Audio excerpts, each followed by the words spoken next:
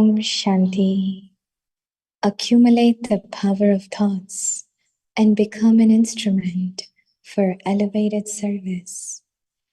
Make the power of your elevated thoughts clean. The task that all the millionaires of today have not been able to accomplish, one thought of yours can do and make you souls into multi-millionaires. Therefore, accumulate the power of elevated thoughts and inspire others to do the same. Make the power of your elevated thoughts so clean that there isn't the slightest uncleanliness of waste.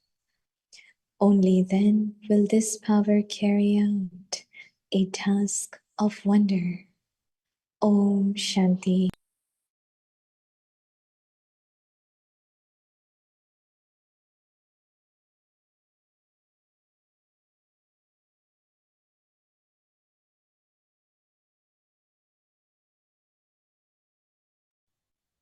Om Shanti. Welcome to Avyakt Parivar. Today is day 17. Accumulate the power of thoughts and become an instrument for elevated service. Today's topic: make the power of your elevated thoughts clean. Now we will listen to Mohini Didi.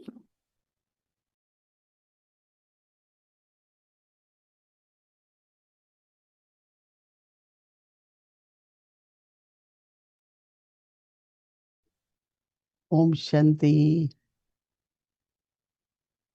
Everyone light and happy, okay. That is most important, right?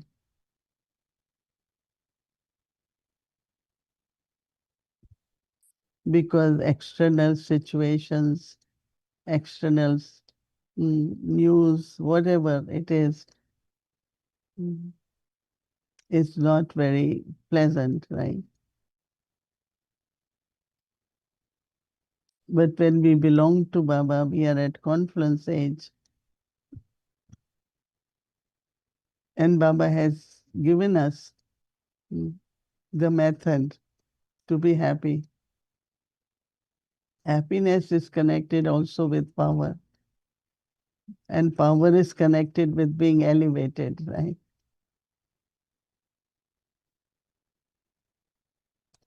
In elevated, there is auspicious thinking, always ascending, the thoughts of bringing benefit to everyone. It's quite a long-term practice of remaining happy by creating elevated thoughts all the time. So Baba is saying, make the power of your elevated thoughts clean. Because thoughts can make us very weak and thoughts can make us powerful. Right? So always try to think, because those elevated thoughts will give lot of strength, not only to your mind, but to the body also.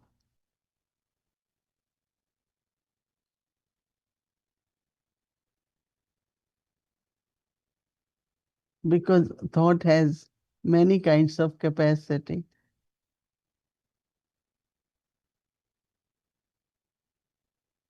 It has healing capacity, capacity to bring all the experiences. So Baba is saying the power of the thought, the task that all of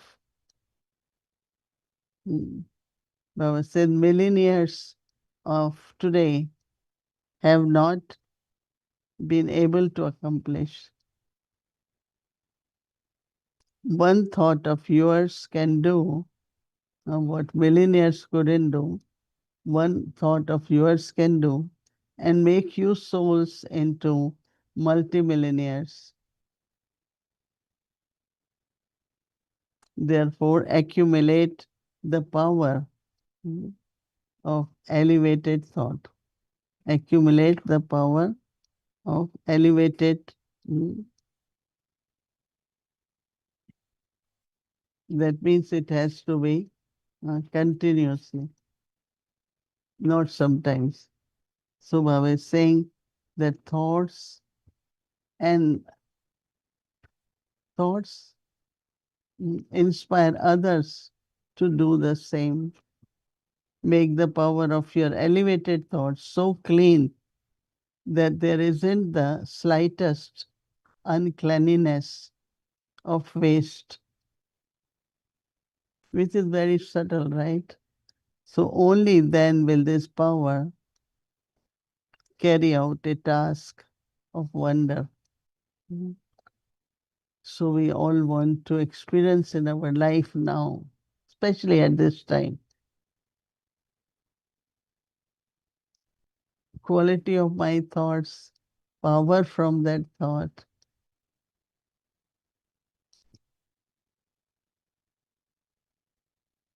Because whatever according to drama has to happen will happen. But my aim is to be in remembrance of Baba. Or always think for elevated, always. And lot of changes can happen from there through the vibrations.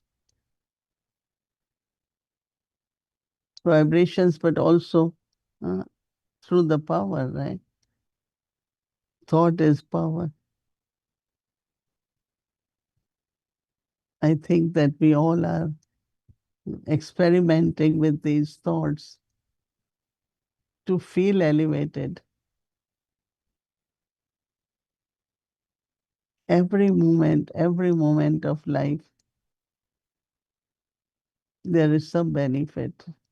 So be benevolent.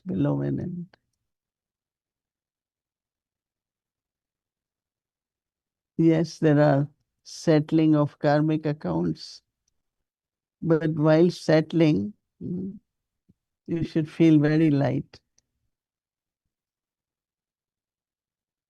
Whatever is very good, it's happening because I have to settle, right? So this whole month, Didi's month, I never saw Didi uh, in a was always very enthusiastic, very loveful, as if flying in enthusiasm. We have to do this, Baba has said this, Baba, all the time. Thoughts of Baba, right? So preparing for Raksha Bandhan, clean thoughts, right? So everyone has to keep this aim, have determination that I have to accumulate the power of elevated thoughts. Om Shanti.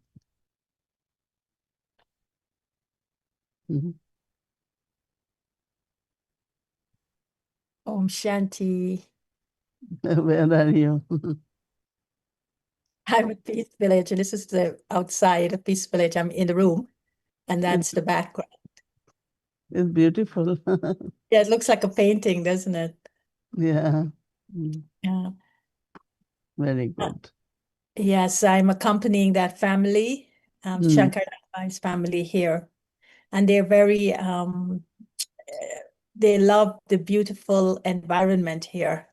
So Brother Ramprakash has taken them out to see a little bit of the mountain, and so they're happy. I'm thinking of this descriptive word, this adjective, clean. And we need to have clean thoughts. And the foundation, Didi said it, and in Sunday's Murli, the foundation of our Brahmin life is purity. What is the connection between the foundation of a Brahmin life being a pure life and the quality of a thought being clean? Mm. I will answer this, but I was thinking that if you can share a little bit about your efforts, how do you keep your thoughts elevated, and how you do that. Well, recently for this month in preparation for August, I'm going to focus on soul conscious love. But in July, I'm focusing on soul consciousness. So every week, I choose soul consciousness as a stage. So this week, I'm working with soul consciousness as just Dehi Abhimani, being a soul in the center of the forehead. Last week, I did Ashariri because Baba had talked about that. And I am experiencing this soul consciousness, but within the context of being detached and being loving. So this week with the Dehi Abhimani soul consciousness, I'm looking at when I am soul conscious and I am seated on the this immortal throne. How do I show up? What is my presence like? What are my senses? How do they operate? So I'm an observer of myself in this soul conscious stage.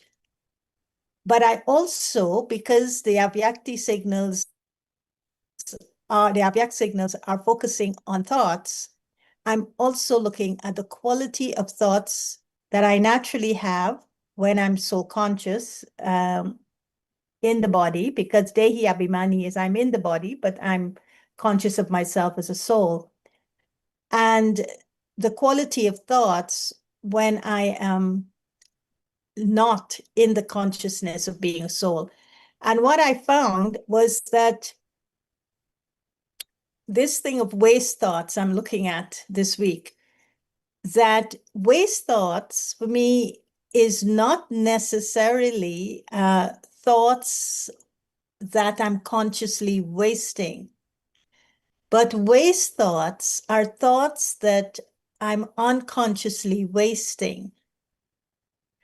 And the realization is there are many moments in the day in which I'm not consciously thinking. I'm not consciously thinking either in soul consciousness or in body consciousness. So what is the quality of those thoughts? And I realized that they are equally in the bucket of waste.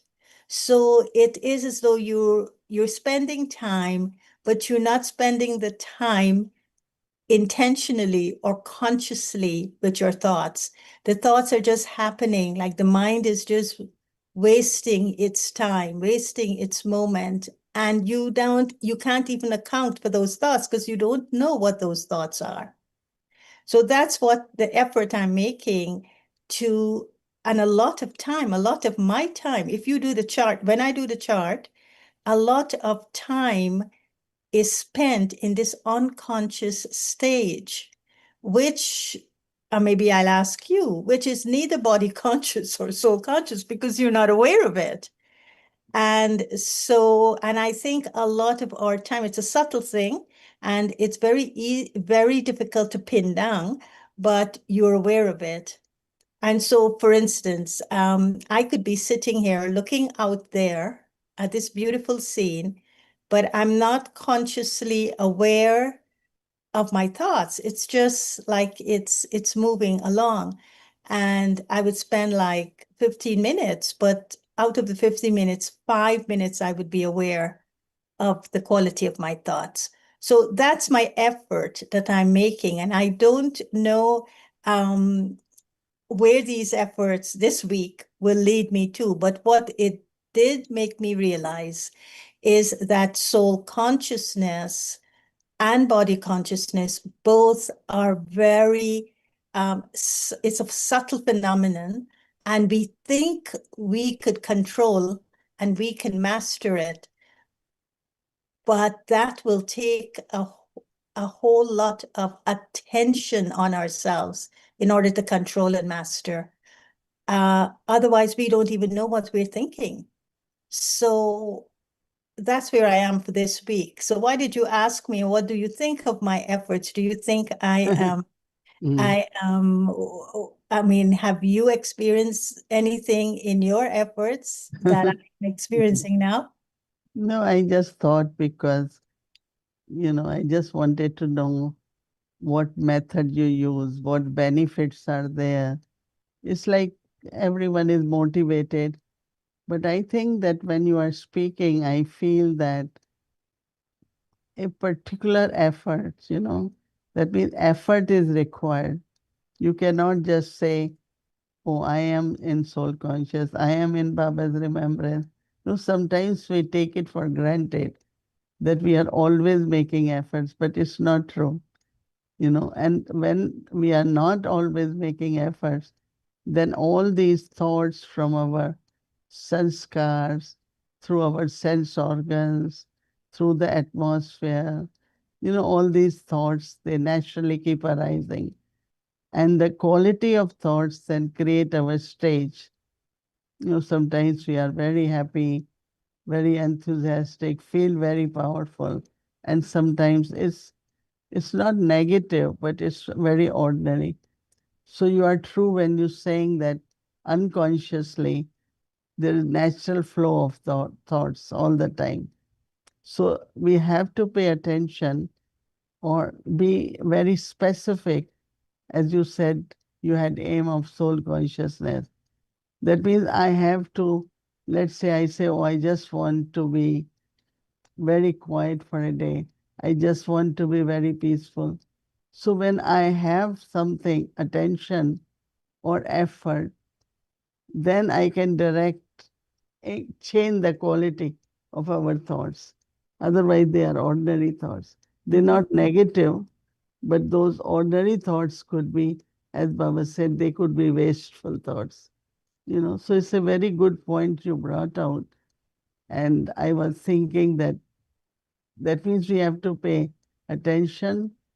We have to take a specific effort that this is what I will do today or whole week. I think that's something very, very important. But also I use Baba Sunday's Murli for the methods in relation to the thoughts. And I don't see thoughts just connected with my mind. I also see thoughts connected with my intellect, and I see thoughts emerging out of my sanskaras. And so I see thoughts at all three levels. So I don't always blame my mind for my thoughts. Mm.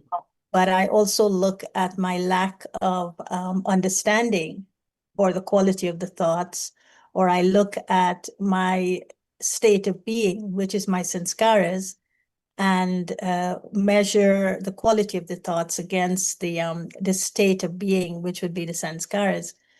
But I also enjoy I call them the recentering practices of soul consciousness. And Baba usually gives in every Sunday Murli a couple of methods. So I like the word you use, ordinary.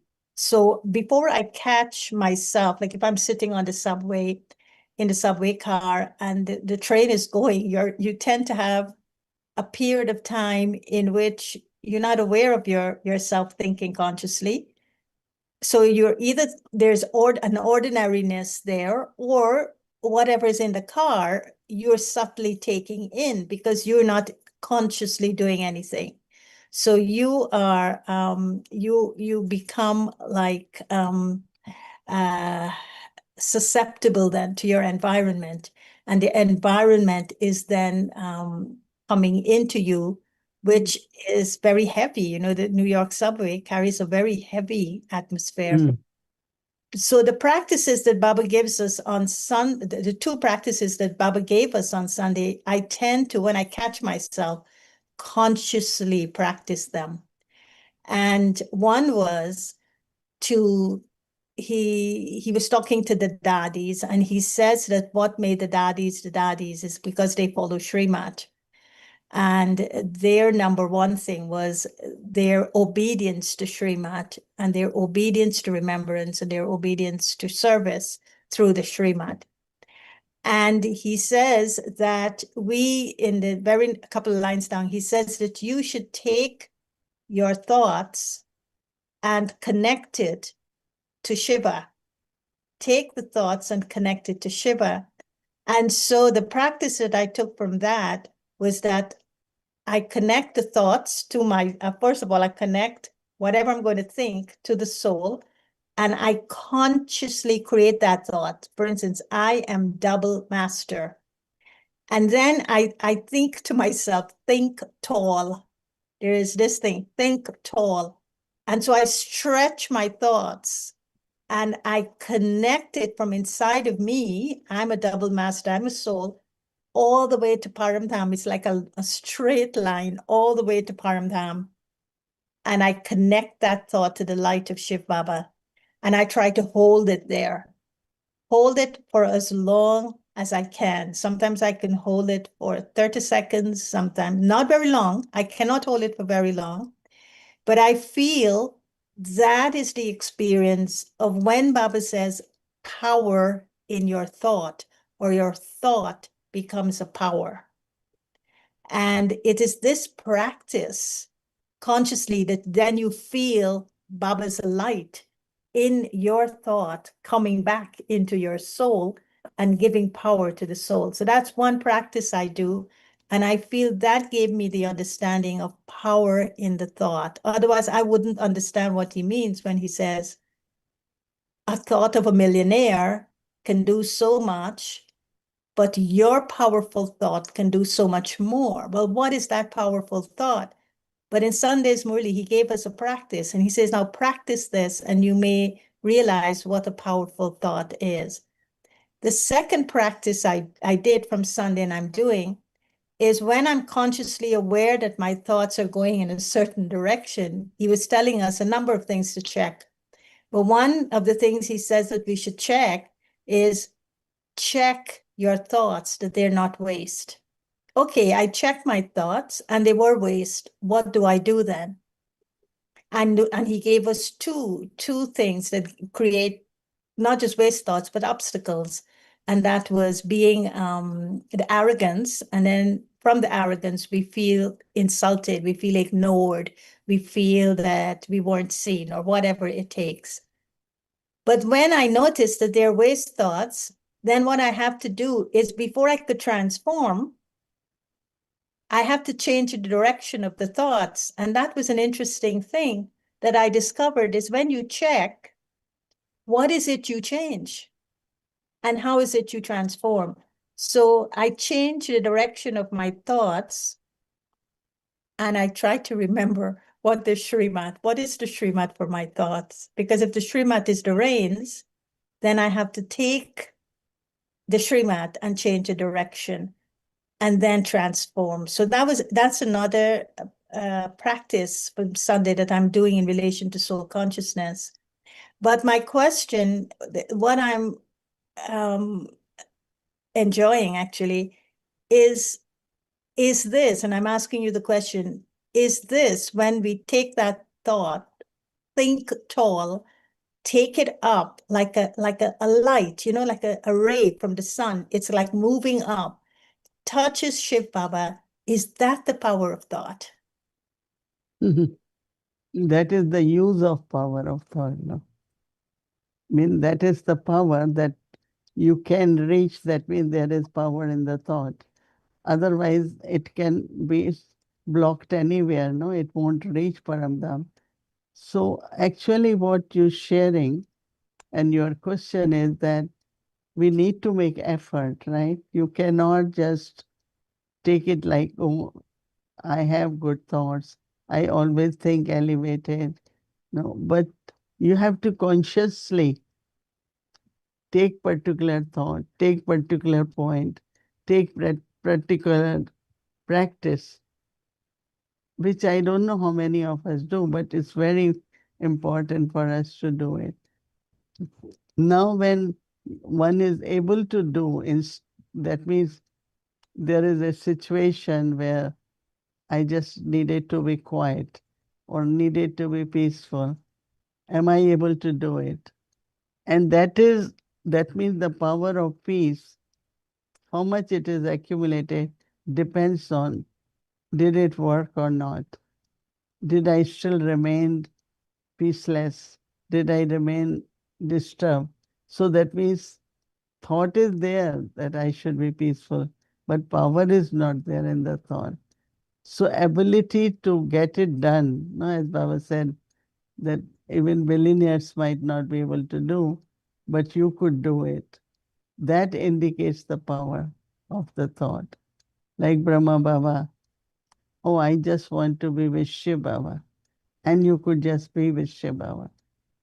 And if you can be, that means there is power in the thought. I think it's a good to see how much power I have in the thought by taking a practice or taking some kind of aim, whether to connect with Baba or, just soul to soul connection. I think we have to do it, then we know how much is the power in the thought. So what you're saying is that after the practice, there's power in the practice to do it. So the power is your willpower to practice what Baba is telling us to practice for the week. And then, of course, every day is Murli. He tells us something that strengthens the practice. So the practice doesn't become boring. You're not doing this, even though it's the same practice, every day is Murli informs it, nurtures it, makes it new, something new. So there's power in that.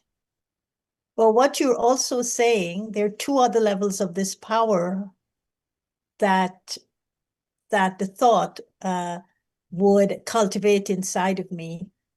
So one is I take it from Baba, the practice, but then it's the power for me to see how stable am I, if it is peace, that thought brought back into me. How stable am I in that peace or in that love? That's the second level of power.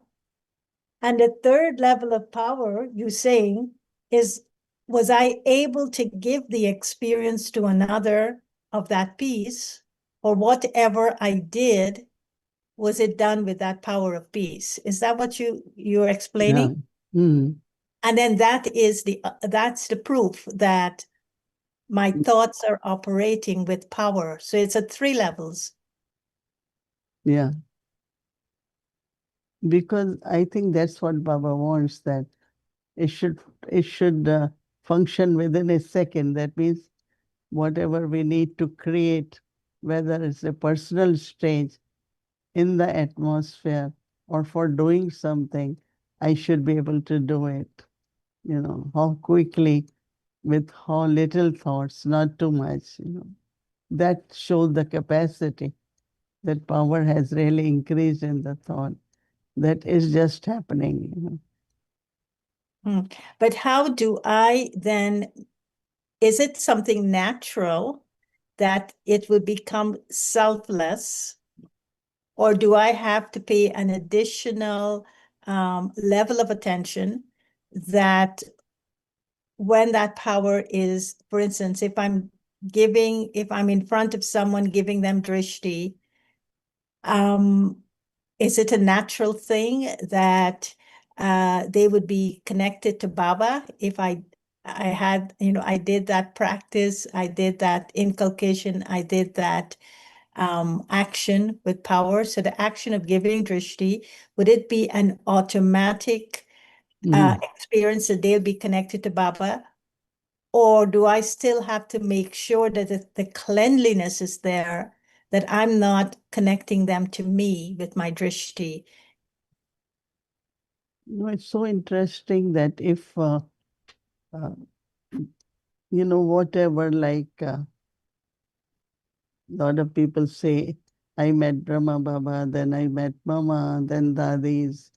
So what I took or what they gave me in my being in the personality, so automatically that becomes part of me. So I don't have to do anything to emerge Mama vibration or Dadi. People automatically feel it because it's part of you. So I was later on thinking that if people have such beautiful experiences of God's love or peace or power, so now what effort we have to make really is to, whether from other souls, from Baba, I take more and more of the specialities, the quality, the powers. So then I don't have to do or say, oh, now I have to give experience. They just experience it so much because you have accumulated that power in your thought. You don't have to think, but there is automatically that experience. And I think that's what people will want from us now, that they feel something, they feel the quality, right? They don't have to make efforts. We don't have to, for us, what we have accumulated. So it's very interesting when you see what people could get from our drishti. But we also have to make sure that it's not I am whom giving the drishti. The drishti is happening, but I'm in remembrance of Baba. I'm Yeah, not in remembrance. automatically go beyond as soon as you start giving drishti, it's not me. You just feel that could be your higher stage, it could be Baba. Okay. I want to ask you one final question, and it is to do with all of what we've been talking about and to do with your presence. Some people feel that when you are not, well, we all feel it, when you are in this part of the world, your presence, Baba uses your presence as a kind of a protective shield for the whole region. Right? Once you're here in New York, I think the whole region feels your presence. When you leave and you go to India, the presence is missed. So when they come to the White House or when they, your presence is missed. What would you say to us that would be important that we don't miss the presence of a senior when that senior goes to another place, but how to continue nurturing a similar presence so that the missing isn't there or the feeling of the protection that is provided through your presence doesn't kind of reduce. You understand what I'm saying? What I do is that I never have allowed myself to feel any missing in my life. So what I do is, like, when there will be thoughts of presence of Dadi Gulzar or Dadi Janki, I will emerge their vibrations. I will emerge them as the angel. I will emerge them as, I could create by emerging their presence. Even if I am not feeling it naturally, but when I emerge, I could just feel it.